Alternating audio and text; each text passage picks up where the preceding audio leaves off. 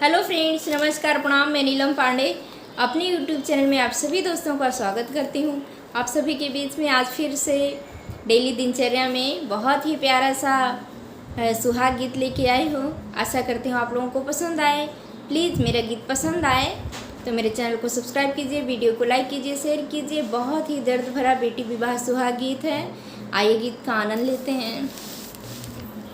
गलिया की गलिया में घूमे रे धोबिनिया, रे घूमे रे धोबिनिया, और केले है अमर सुहाग रे लालनवा, और केले है अमर सुहाग रे लालनवा, और के करने बेटी के पड़ा है बियाहवा, रे पड़ा है बियाहवा, और केले है अमर सुहाग रे लालनवा, और केले है अमर सुहाग रे लालनवा। घरवा से निकारी है माया का वन दैयर, माया का वन दैयर, सुना धोबिनिया राजे हाँ मार रे लालनवा, यर सुना धोबिनिया राजे हाँ मार रे लालनवा।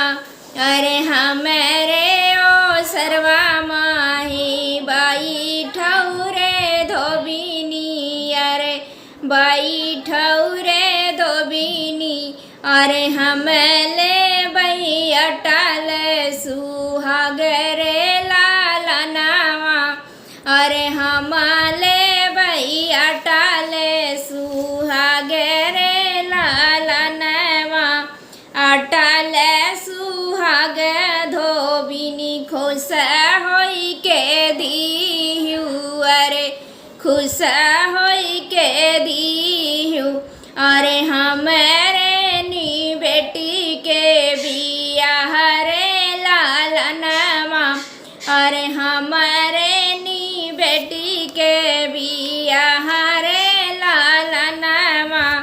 अमर सुहाग बेटी पहिनी के जाई है, अरे पहिनी के जाई है, अरे अमर होई जाई है सुहाग रे लालनवा, अरे अमर होई जाई है सुहाग रे लालनवा।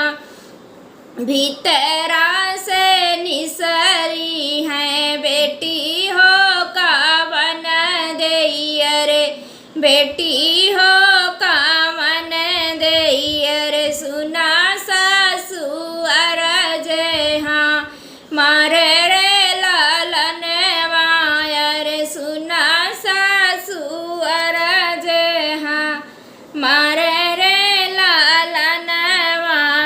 सुहाग के कर जा चुकाया मोरे पापा हो, चुकाया मोरे पापा हो, अरे केतना लागई जे दाम रे लालनवा, अरे केतना लागए दाम रे लालनवा।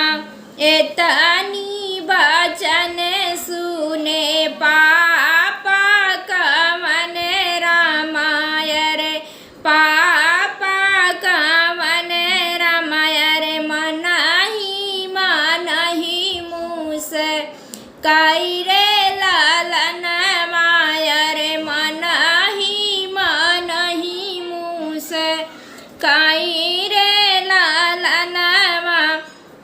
अरे जवाना ही बेटी हमरे गोदिया में खेली, अरे गोदिया में खेली, अरे वही बेटी मांगई सुहाग रे लालन